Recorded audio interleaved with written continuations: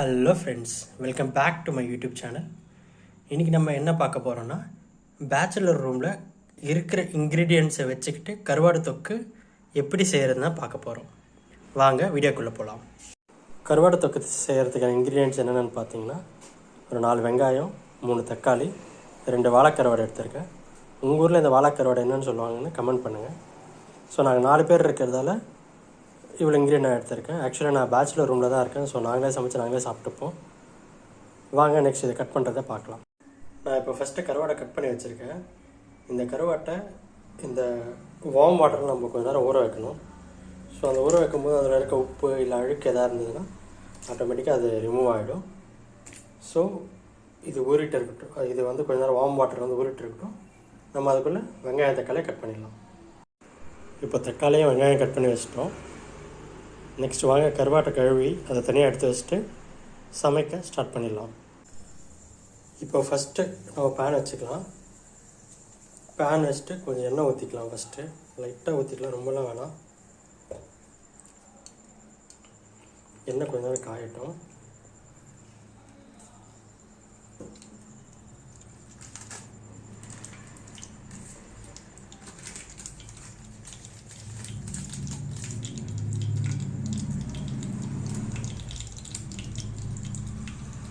எண்ணெய் லைட்டாக காஞ்சி வரும்போது கொஞ்சம் போல் கடுகு சேர்த்துக்கலாம்.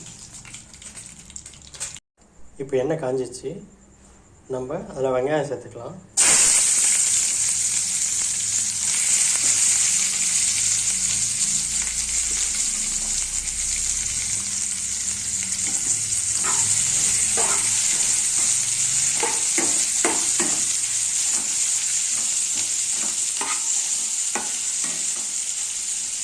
வெங்காயம் நல்லா வதங்கினோடனே தக்காளியை சேர்த்துக்கலாம். இப்போ ஓரளவுக்கு வெங்காயம் நல்லாவே வதங்கிச்சு. இப்போது இதில் நம்ம தக்காளி சேர்த்துக்கலாம்.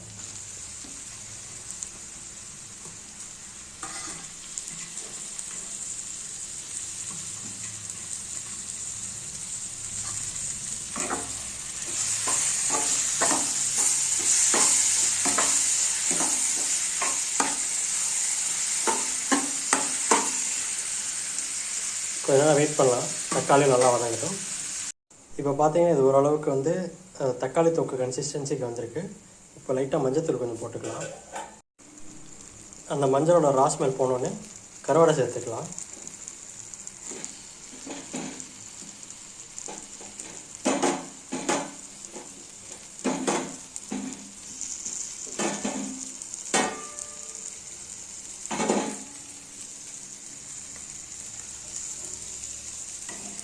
இதை உடையாமல் நம்ம கலக்கணும். கொஞ்ச நேரம் கருவாடு வேகட்டும். வெந்ததுக்கப்புறம் நம்ம மிளகாத்தூள் அந்த தனியாத்தூள் ஆட் பண்ணிக்கலாம். ஓரளவு கருவாடு வெந்துச்சு. இப்போ அதில் நம்ம மிளகாத்தூள் ஆட் பண்ணிக்கலாம். உங்கள் காரத்துக்கு ஏற்ற மாதிரி நீங்கள் ஆட் பண்ணிக்கலாம். கொஞ்சம் தனியாத்தூள் கூட ஆட் பண்ணிக்கலாம்.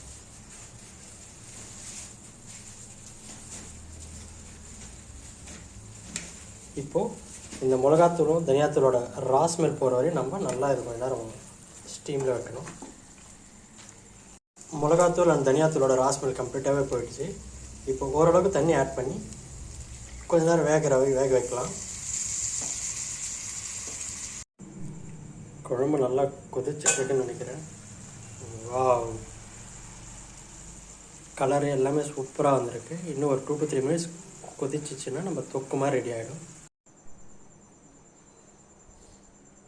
அவ்வளோதாங்க, தொக்கு சூப்பராக ரெடி ஆகிடுச்சு. இந்த வீடியோ பிடிச்சிருந்தா லைக் பண்ணுங்கள், கமெண்ட் பண்ணுங்கள், உங்களோட பேச்சுலர் ஃப்ரெண்டுக்கு ஷேர் பண்ணுங்கள். அவங்களும் சமைச்சு சாப்பிட்டு என்ஜாய் பண்ணிட்டோம். மறக்காமல் என்னோடய யூடியூப் சேனலை சப்ஸ்கிரைப் பண்ணுங்கள்.